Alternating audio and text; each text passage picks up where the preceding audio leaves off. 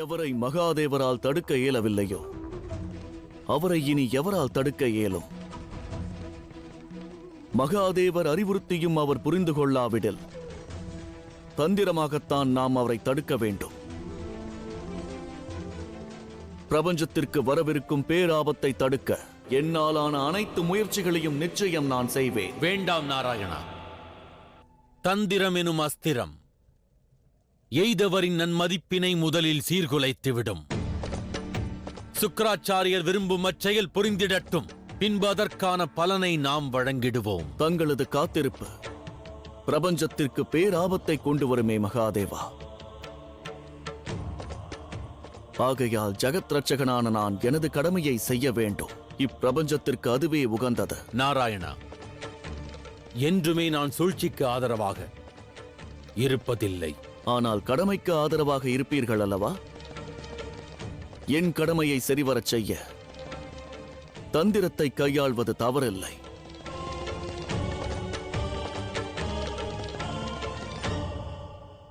சற்று பொறுங்கள் நாராயணா. தாங்கள் செல்ல நான் அனுமதிக்க மாட்டேன்.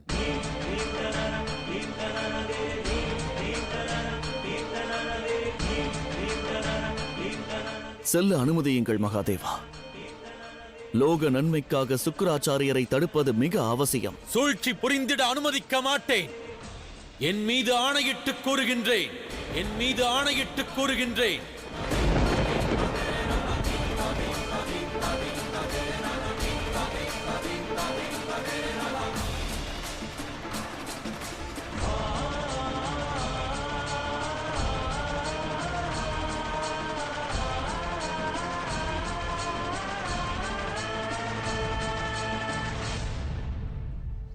அசுரமாதா, எங்கிருக்கிறாய்? அசுரமாதா திதி, பதில் கூறு.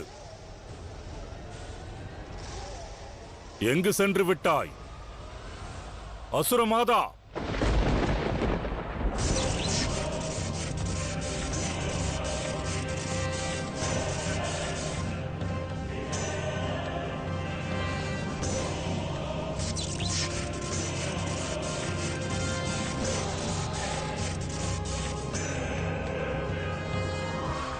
பிடிவாதத்தினை துறந்திடுங்கள். அவ்வாறே மகாதேவா. நான் கைலாயம் விட்டு செல்ல மாட்டேன். நாராயணன் சுக்கிராச்சாரியரை தடுக்க மாட்டான். ஆனால் சுக்கிராச்சாரியாரின் தந்தை மகரிஷி பிருகு தடுக்கலாம் அல்லவா? கைலாயத்தை விட்டு அவர் செல்லலாம் அல்லவா?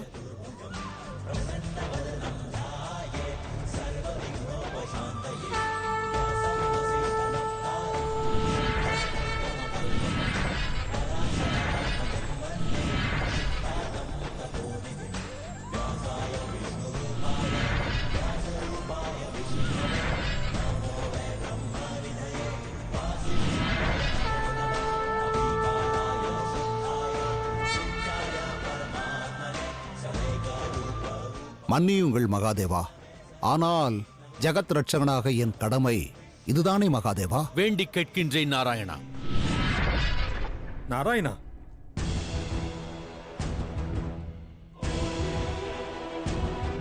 தாங்கள் செய்தது சரியல்ல நாராயணா. ஏனெனில் தாங்கள் ஆற்றும் செயலின் விளைவை பற்றி அறிய மாட்டீர்கள்.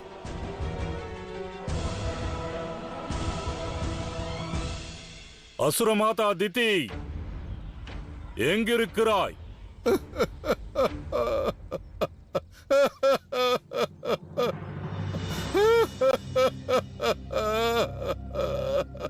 தந்தையே. மகாதேவா,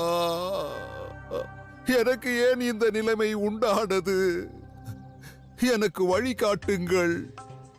தயை கூர்ந்து எனக்கு உதவுங்கள் மகாதேவா.